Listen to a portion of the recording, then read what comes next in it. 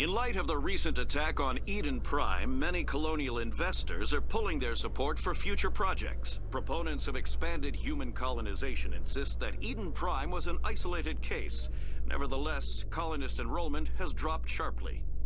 Many colonial proposals are on hold until backers have some reassurance that human colonies will be adequately protected.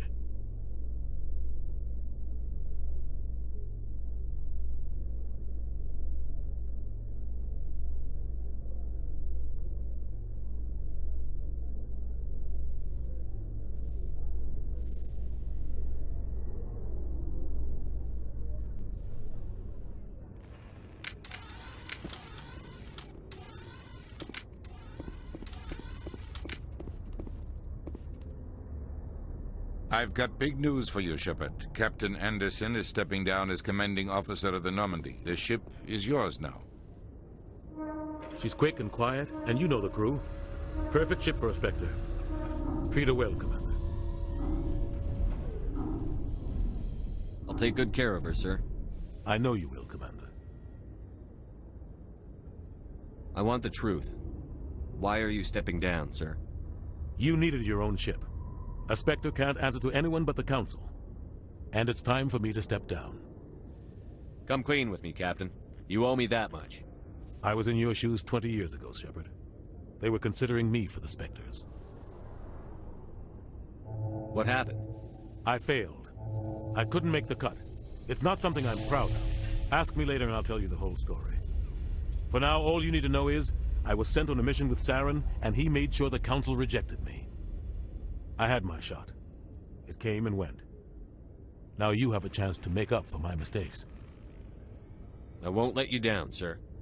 Saren's gone. Don't even try to find him. But we know what he's after. The conduit. He's got his Geth scouring the Traverse looking for clues. We had reports of Geth in the Pharaoh system shortly before our colony there dropped out of contact, and there have been sightings around Noveria. Find out what Saren was after on Pharos and Noveria. Maybe you can figure out where the conduit is before he does. The Reapers are the real threat. I'm with the Council on this one, Shepard. I'm not sure they even exist. But if they do exist, the conduit's the key to bringing them back. Stop Saren from getting the conduit, and we stop the Reapers from returning. I'll stop him. We have one more lead. Matriarch Benezia, the other voice in that recording. She has a daughter, a scientist who specializes in the Protheans. We don't know if she's involved, but it might be a good idea to try and find her. See what she knows. Her name's Liara, Dr. Liara Tassoni. We have reports she was exploring an archaeological dig on one of the uncharted worlds in the Artemis Tau cluster. Sounds like we should head for the Artemis Tau cluster. It's your decision, Commander. You're a Spectre now. You don't answer to us. But your actions still reflect on humanity as a whole. You make a mess and I get stuck cleaning it up.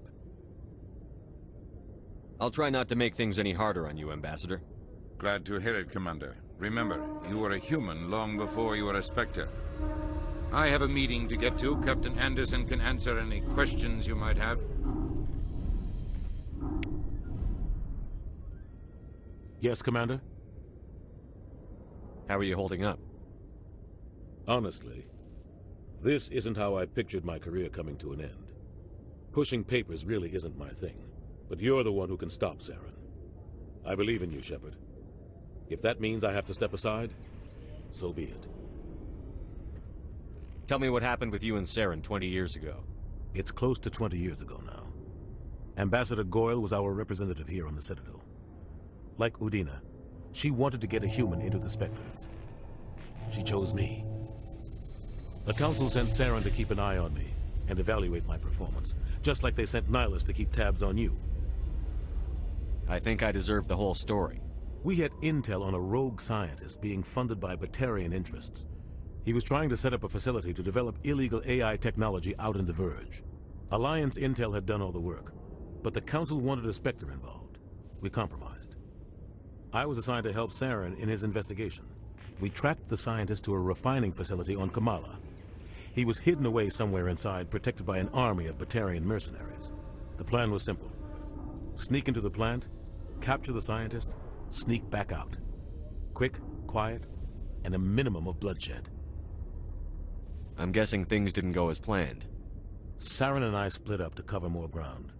Then about halfway through the mission, there was a massive explosion in the refinery core.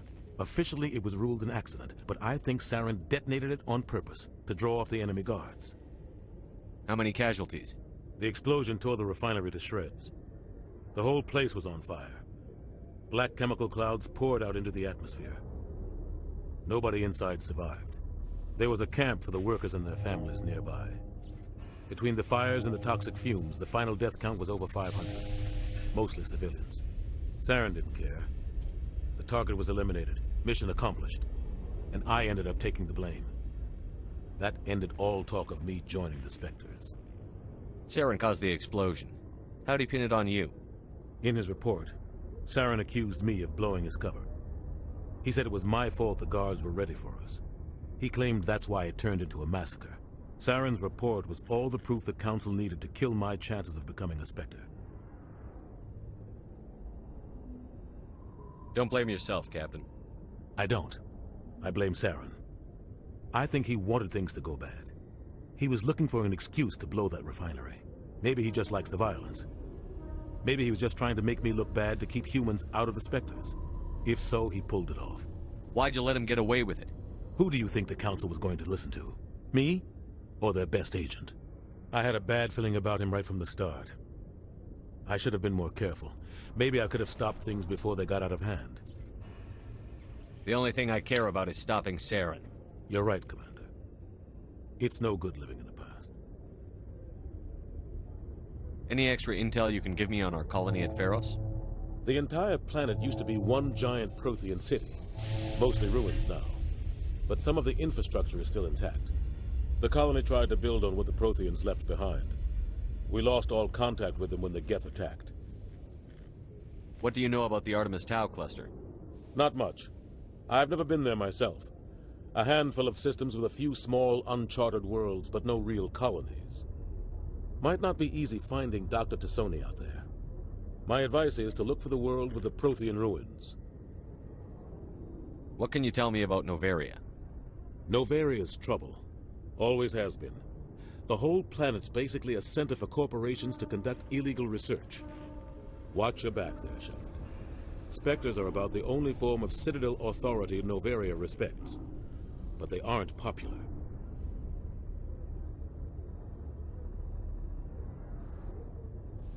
I should go. I'll be here if you need anything.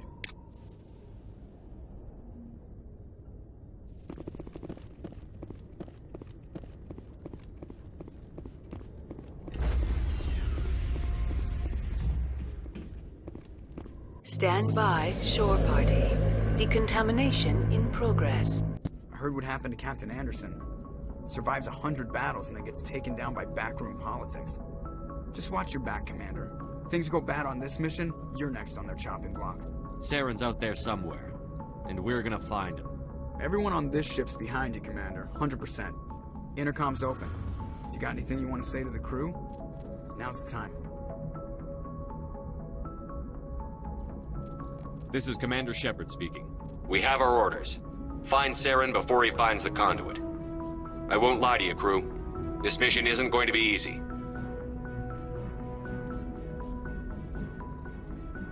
This began with an attack on a human settlement in the Traverse. But we know Saren won't stop there. His Geth armies aren't going to stay on the far fringes of Citadel space. Our enemy knows we're coming. Wherever he searches for the conduit, we'll be there. We will hunt him to the very ends of the galaxy and bring him down. Humanity needs to do this. Not just for our own sake, but for the sake of every other species in Citadel space. Saren must be stopped.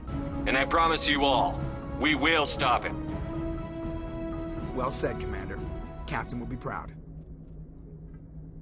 The captain gave up everything so I could have this chance. We can't fail. Yes, sir.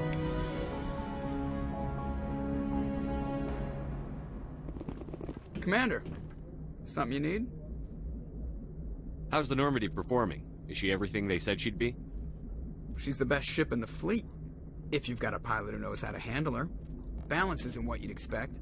Takes a while to get used to that oversized drive core we got stuffed in the back, and her power can sneak up on you if you're not careful. The Normandy's probably too much ship for your average Alliance pilot, Commander.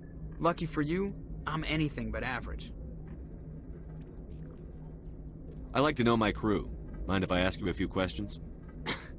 I can see where this is going. You did a background check on me, didn't you? Well, I'll tell you the same thing I told the captain. You want me as your pilot. I'm not good. I'm not even great. I am the best damn helmsman in the Alliance fleet. Top of my class in flight school, I earned that. All those commendations in my file, I earned every single one. Those weren't given to me as charity for my disease. I'm sorry, Joker. I didn't even know you were sick. You mean you didn't know? Oh, crap. Okay, I've got Vrolik syndrome, brittle bone disease. The bones in my legs never develop properly. They're basically hollow, too much force and they'll shatter. Even with crutches and my leg braces, it's hard to get around. One wrong step and crack! It's very dramatic. But I've learned to manage my condition, Commander. Put the Normandy in my hands and I'll make her dance for you. Just don't ask me to get up and dance unless, you like the sound of snapping shin bones. I need to know more about this Vrolik syndrome if I'm putting my ship in your hands. Yeah, of course you do. It's an extremely rare condition. Nobody knows exactly what causes it. Genetic, maybe. It's treatable, but there's no cure. They classify my case as moderate to severe. I was born with over a dozen fractures, hip, thighs, ankles. My bones were already breaking in the womb. 100 years ago, I wouldn't have survived past my first year. Lucky for me, modern medical science has turned me into a productive member of society. You're not gonna break a bone trying to fly the ship, are you? I don't fly with my feet, Commander, so I'm fine as long as I'm in this chair. I gotta be real careful when I get up to take a piss, though. I can do my job as well as anyone on the ship. Better, actually. So don't worry about it. I'm not trying to make you uncomfortable. Let's talk about something else. Whatever you want, Commander. Why does everyone call you Joker? It's a lot shorter than saying Alliance Flight Lieutenant Jeff Moreau. Plus, I love to make little children laugh. I was just thinking how much you remind me of Santa Claus. Look, I didn't pick the name. One of the instructors in flight school used to bug me about never smiling. She started calling me Joker, and it stuck. Why didn't you ever smile? Hey, I worked my ass off in flight school, Commander. The world's not gonna hand you anything if you go around grinning like an idiot. By the end of the year, I was the best pilot in the academy. Even better than the instructors, and everybody knew it. They'd all got their asses kicked by the sickly kid with the creaky little legs. One guess who was smiling at graduation? I have to go. Alright, see ya.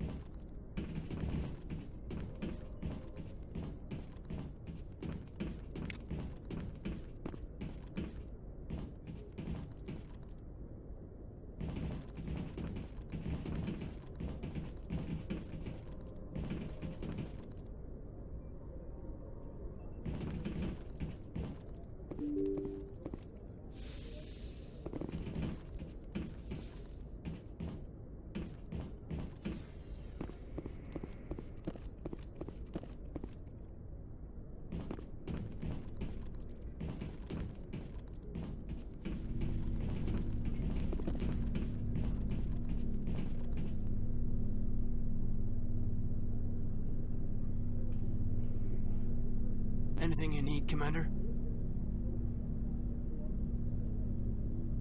Just trying to get a sense of where the crew's at. Thoughts? I've wasted enough of your time for now, Commander. We'll have time for personal debriefings later.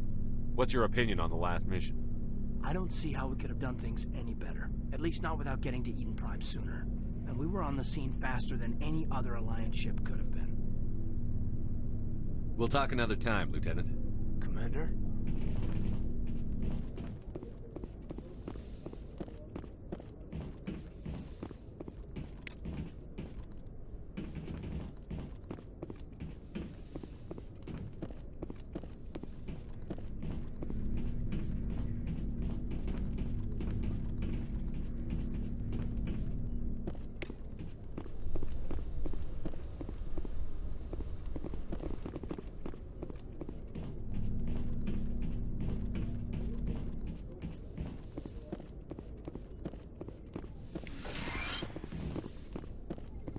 Yes, Commander? Is there something you need? I should go. Goodbye, Commander.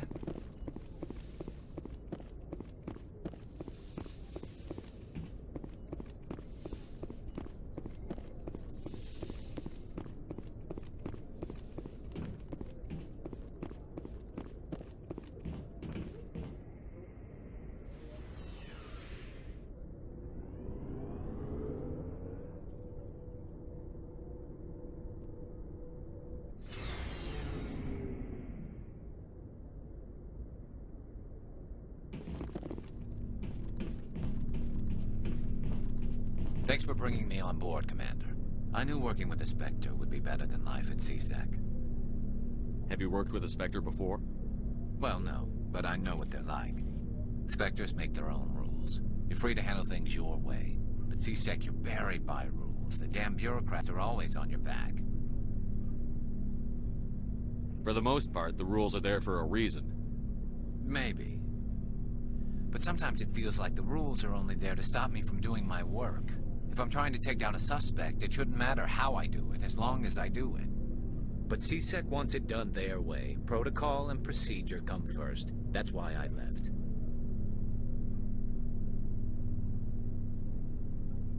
So you just quit because you didn't like the way they do things? There's more to it than that.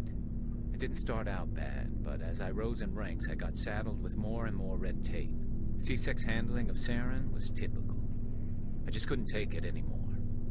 I hate leaving. I hope you made the right choice. I'd hate for you to regret it later. Well, that's sort of why I teamed up with you. It's a chance for me to get off the Citadel, see how things are done outside CSEC. Either way, I plan to make the most of this. And without CSEC headquarters looking over my shoulder, well, maybe I can get the job done my way for a change. If getting the job done means endangering innocent people, then no. We get the job done right, not fast. Got it? I wasn't trying to. I understand, Commander. Commander, good to see you. Looking for supplies? Let's see what you've got. You bet, Commander.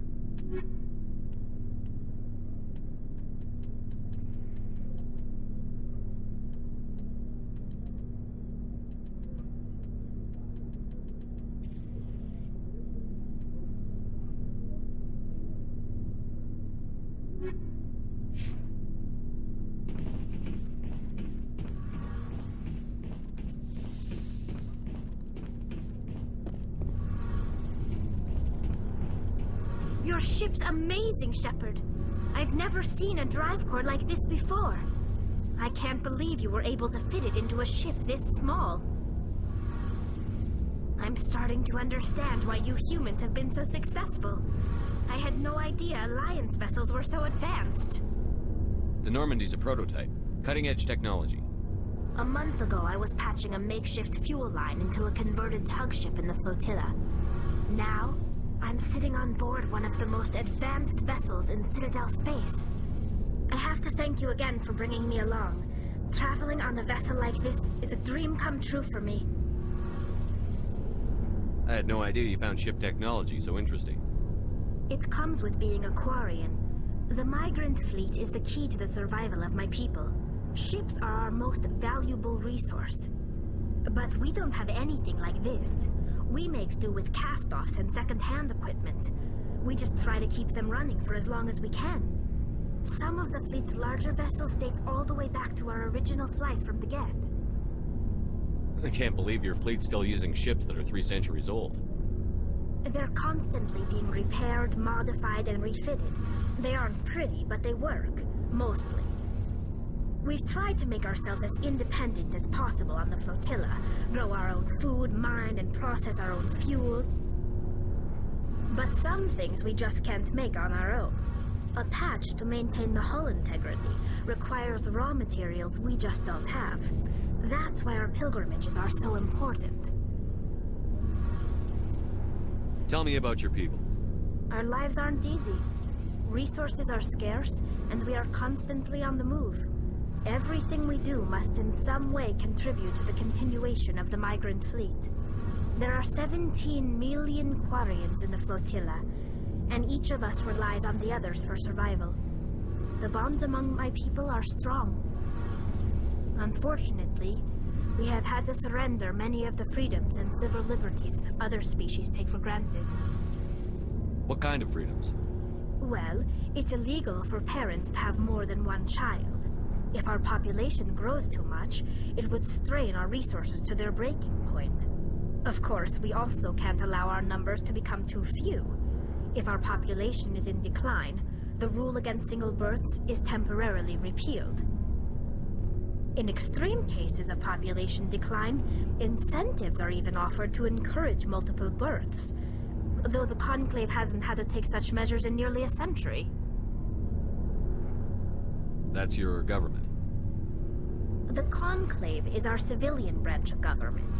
Each ship can elect a representative to serve on the Conclave and make decisions that affect the fleet as a whole.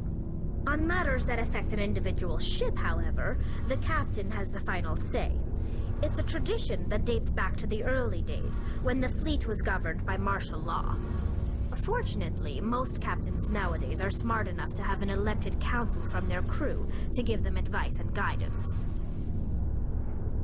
So the ultimate power rests with elected officials? In practice, the Conclave and the respective council for each ship tend to set the rules that govern our daily lives. But in theory, we are still under military jurisdiction. The 5 top-ranking military officials in the fleet serve on the Admiralty Board. These 5 have the power to overrule any decision by the Conclave in case of emergency.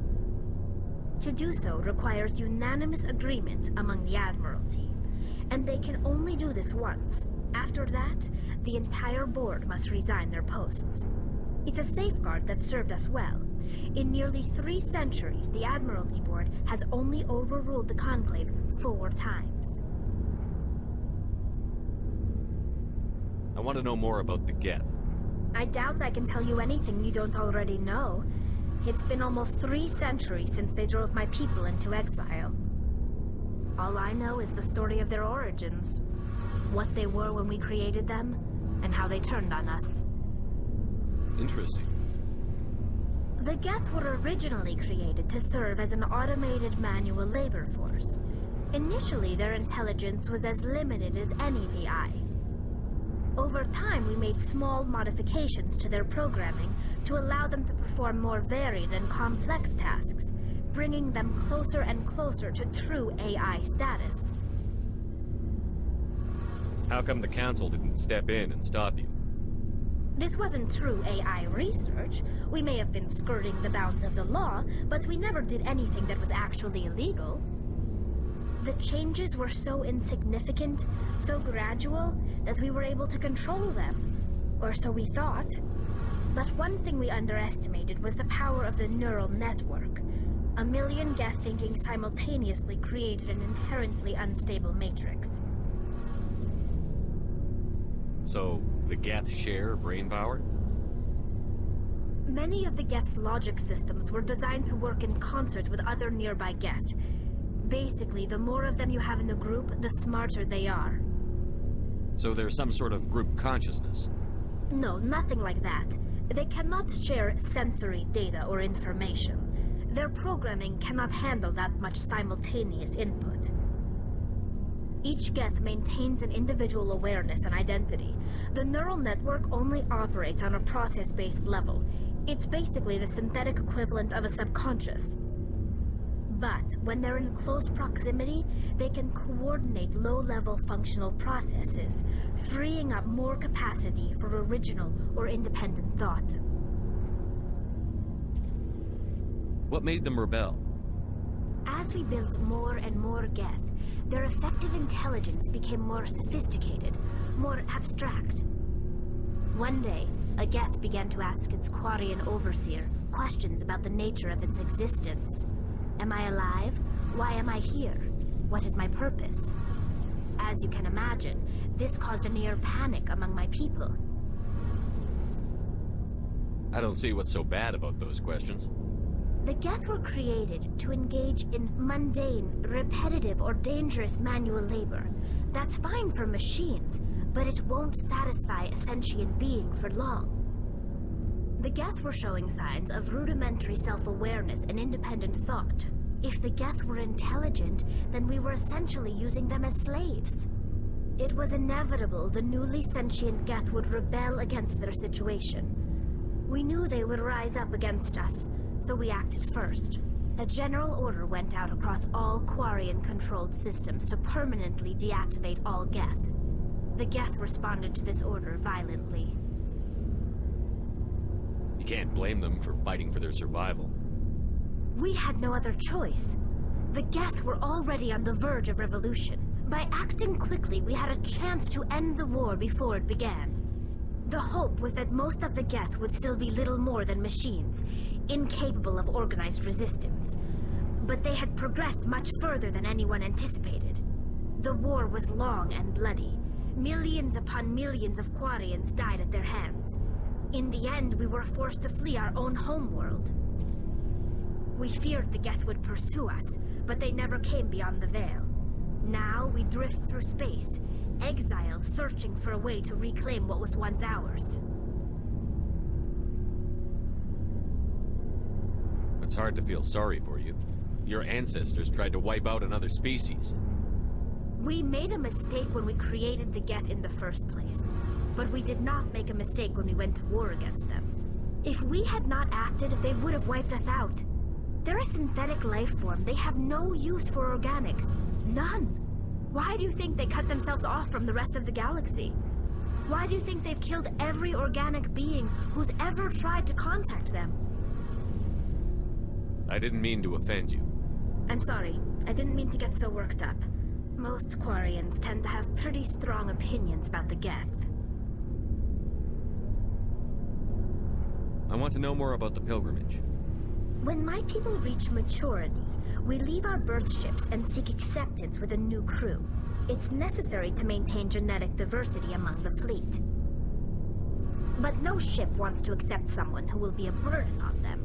So, to prove our worth, we embark on a pilgrimage. We set out alone, leaving the flotilla and our families behind us.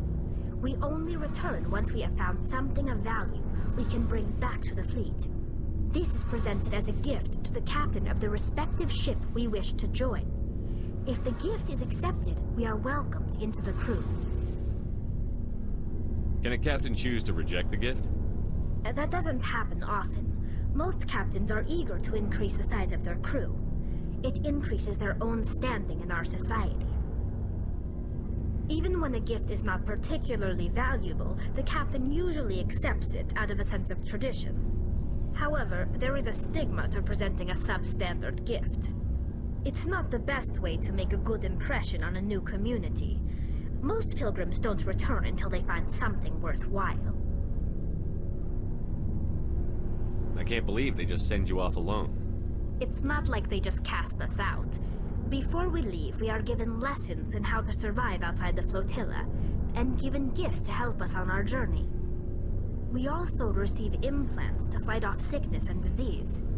Generations of living in an isolated and highly controlled environment have left our immune systems weaker than most. By the time we leave the fleet, we are well equipped for the pilgrimage. This is a rite of passage for all Quarians. If it were dangerous, our numbers would suffer. Virtually every pilgrimage ends with a triumphant return and the ritual presentation of the gift to one of the fleet's captains. I want to talk about something else. Like what? I should go. See you later. Hey, Commander, you know that Quarian, Tally? She's been spending all her time down here asking me about our engines. I'll tell her to leave you alone. What? No, she's amazing. I wish my guys were half as smart as she is. Give her a month on board and she'll know more about our engines than I do. She's got a real knack for technology, that one. I can see why you wanted her to come along. I figured she'd be a real asset to the team. You got an eye for Tally, Commander, but I'm guessing that's not why you came down here.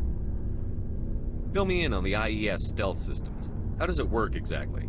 You can't hide a ship out in space. They emit too much heat and radiation. Too easy for sensors to pick them up, unless you find a way to capture those emissions.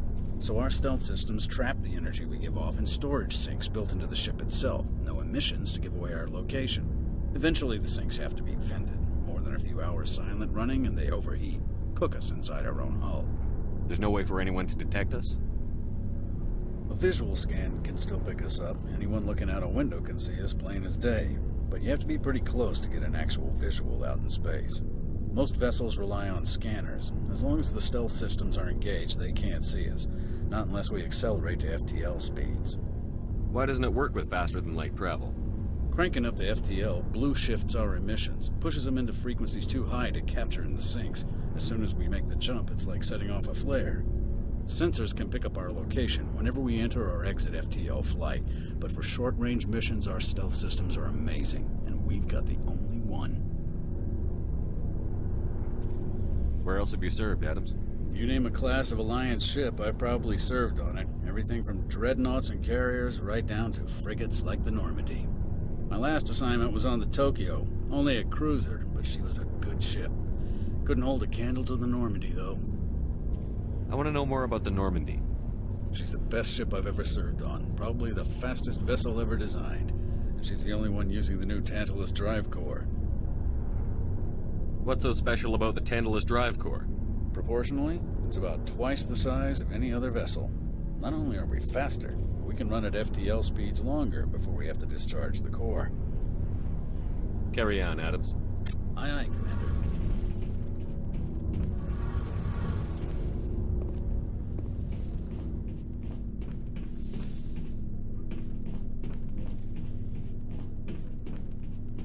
Nice ship you've got, Shepard. What can I do for you? What's your story, Rex? There's no story. Go ask the Quarian if you want stories. You Krogan lived for centuries. Don't tell me you haven't had a few interesting adventures.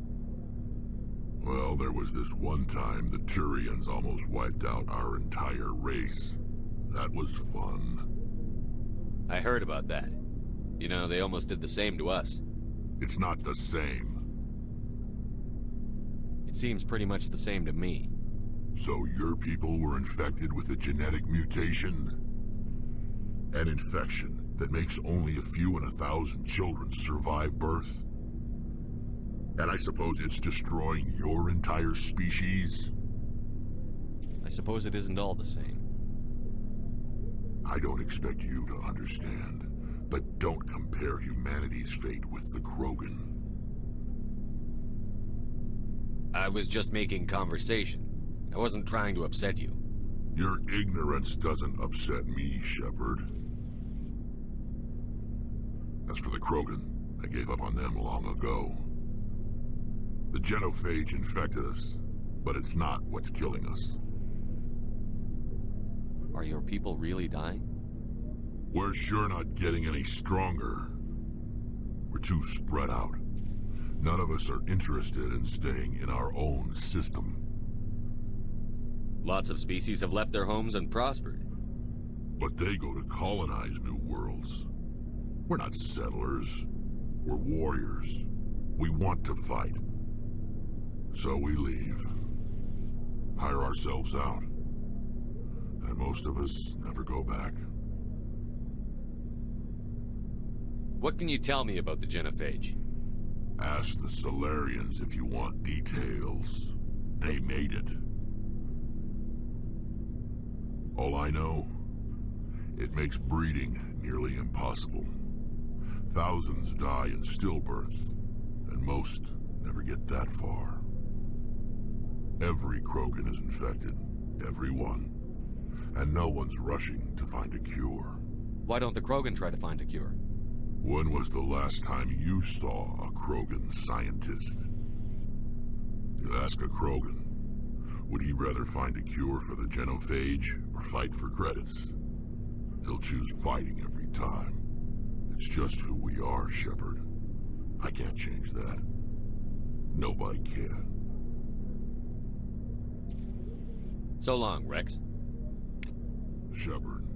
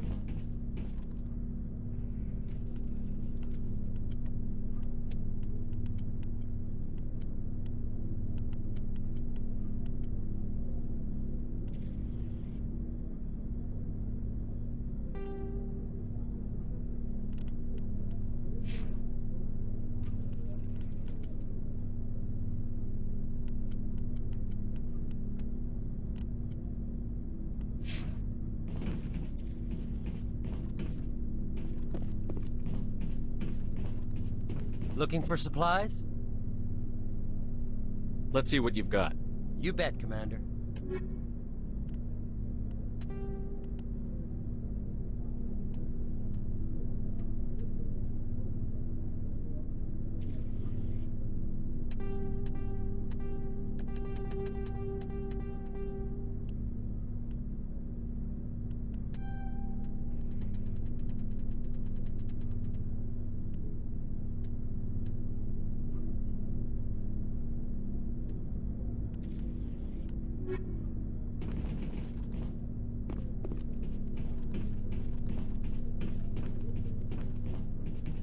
Commander?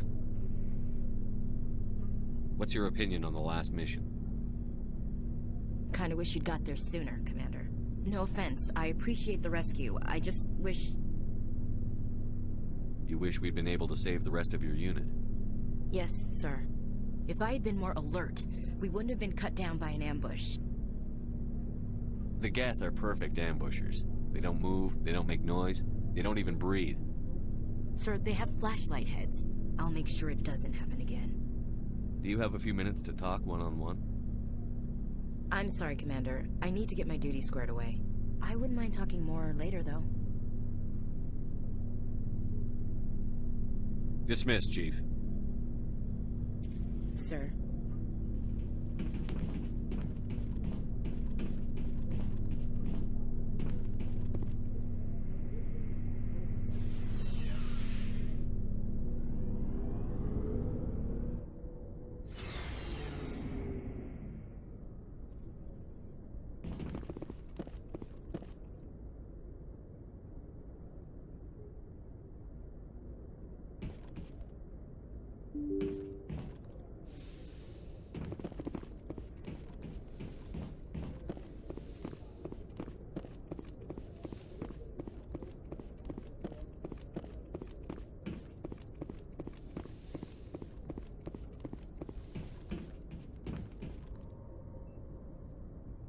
If anyone has to take over for Captain Anderson, I'm glad it's you.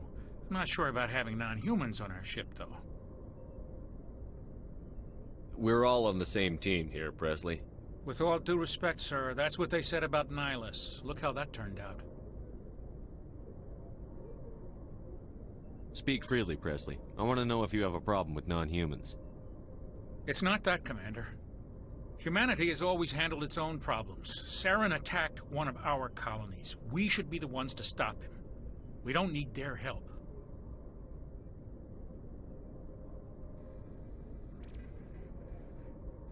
Some people think asking for help is a sign of weakness. That's just being stupid and stubborn. No matter how strong you are, allies can make you stronger. I guess so. Maybe I'm just stuck in the old ways of thinking. Don't worry, Commander. This won't be a problem. How did you end up assigned to the Normandy? I signed up with the Alliance as a navigator right out of school, following in my grandfather's footsteps, I guess. My first posting was on the Agincourt. We were one of the first reinforcements to arrive at Elysium after the Blitz hit. Those raiders were no match for an Alliance frigate. Of course, the only reason the colony was still standing was because of you, Commander. I can't believe you held out as long as you did. How'd you end up on the Normandy? I got my officer's commission after Elysium. Must have made an impression on the right people. Captain asked for me when he was picking his crew.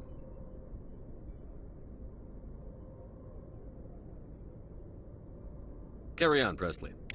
Yes, sir.